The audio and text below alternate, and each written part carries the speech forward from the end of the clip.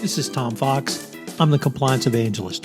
I hope you will plan to join me this year at Converge19. Converge is the great conference put on by Conversant, the sponsor of this podcast, and it's in its fourth year of bringing together some of the world's leading companies for 2 days of dynamic speakers, thought-provoking breakout sessions, and opportunities to connect with like-minded professionals.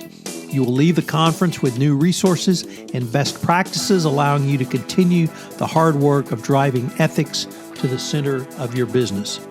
In this podcast, we visit with some of the upcoming speakers for Converge19. Today, I visit with Norm Hodne, the Director of Compliance Programs at Microsoft.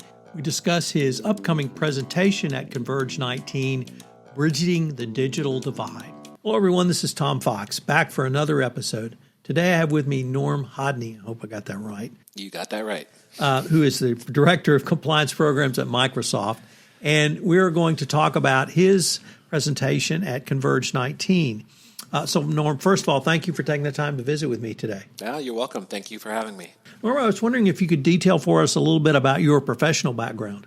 Well, I've spent the last 23 years, basically, of my career at Microsoft, and I've been working in a lot of different roles, but over the last 13 years, I've been working in roles that are related to accessibility compliance at Microsoft, starting off in the Windows division, being responsible for creating the accessibility features within the Windows operating system, and going on to work on international standards for accessibility and working in our trustworthy computing organization, and then now into our compliance and ethics group at Microsoft, responsible for the accessibility compliance across the company.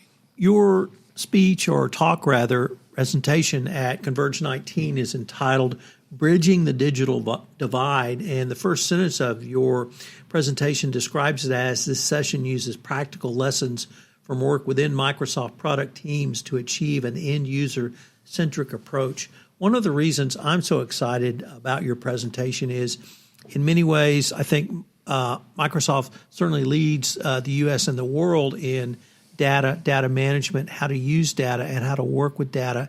And that's not, unfortunately, that's not something that many chief compliance officers with a legal training, a legal professional background are as comfortable with. So I was wondering if you might be able to give some of the highlights of your talk. Let me give you a little bit of background on what accessibility is. Today, there are about 1 billion people, from the best estimates that we have, around the world that have disabilities. And these people today are largely blocked from using digital systems. If they wanted to do online banking, order a pizza online, do maybe get government services or healthcare services, or contact a lawyer online, they may have difficulties doing that depending upon the systems that they use, maybe their email system, the website that they're using. And so for us, we're concerned about, from Microsoft's perspective, about making sure that our systems that we use and the systems that our customers use are accessible. And that means that those people with disabilities can use the different types of tools, we call them assistive technologies, that either come from Microsoft or third parties to be able to give them that access. Without that access, the way that our world is going, we're becoming more digital all the time. Every year there are more products, more technologies, more organizations going to a fully digital environment. And if we don't allow people with disabilities to stay up with that trend, then they will be blocked from participating in that. So that's what accessibility is about. For us, then, it's thinking about compliance. A lot of times, most compliance organizations think about regulatory issues, standards that are in the industry as far as what they need to do to comply with, let's say in this particular case, accessibility. What do we need to do to become compliant for accessibility? For us, we've started to take a different approach. We look at it as it's a people opportunity. It's not only an opportunity for us to service our customers, but also us to provide a better environment for our own employees.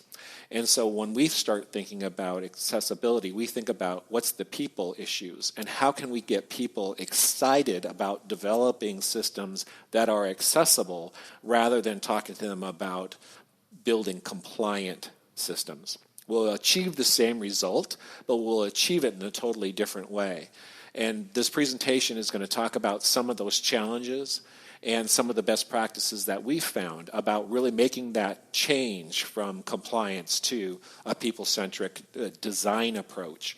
And that's really where we're going with this, is that originally when any organization first starts in something like accessibility, they're going to want to fix what already exists and fix those bugs, et cetera, and make their systems compliant. The next step is really to step back and say, hey, if we did this right the first time, and when we designed our systems, how could we have designed them to be accessible from the start? And what we find is that when you do that, you cut down on the number of bugs, so that means you cut down on engineering expenses, and in the end, you create a system that's much better for the users because it was designed for all users in mind.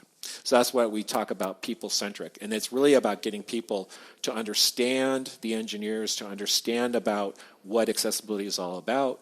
What type of users are we talking about? What are their requirements for a system? Getting the designers to understand what they need to do to design for those requirements, testing with users, etc.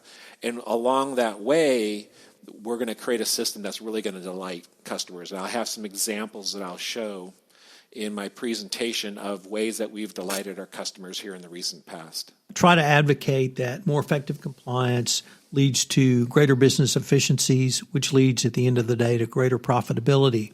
It seems to me what you have described is something very close to that, but by having a more robust design of what started as compliance, rebranded as accessibility, taking into account the user's needs and end result, that you've actually made a more efficient business system for those with accessibility issues to utilize. Would that be a fair assessment? Yes, that's right. And it becomes a beneficial cycle. When we design for these users, then the users buy our systems, they use our systems, they advocate for Microsoft systems, and that means that our business grows. And so just like what you're saying is, instead of thinking of this as a compliance, it's a cost program. It's going to incur costs, and the costs can be fairly steep depending upon the number of systems you have and the complexity of those systems. But you can flip that around and say, hey, there's a benefit. There's a benefit to the customers, and there's a benefit to Microsoft. I might even say you've identified a business opportunity and moved to fill it.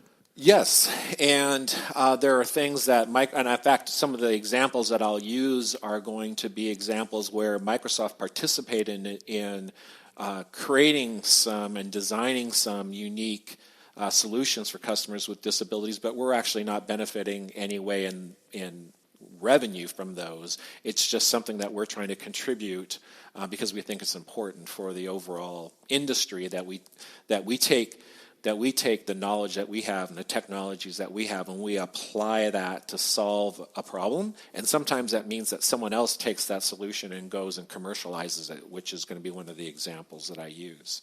Well, Norm, unfortunately, we are near the end of our time, but this has been a really great interview and podcast. I'm really looking forward to your presentation now. Thank you so much for taking the time to visit with me, and I look forward to hearing you at Converge 19. Super. Thanks. I'm looking forward to meeting you there. This is Tom Fox. Again, I hope you will join me for Converge 19. It's going to be one of the top compliance and ethics events for the year. From the educational sessions to the breakout sessions to the individual facilitated conversations, I know you will get a lot out of it. I have a few special discount codes for complimentary registrations. If you'll email me at tfox@tfoxlaw, I can give it to you. Please plan to join me at Converge 19. I look forward to seeing you there.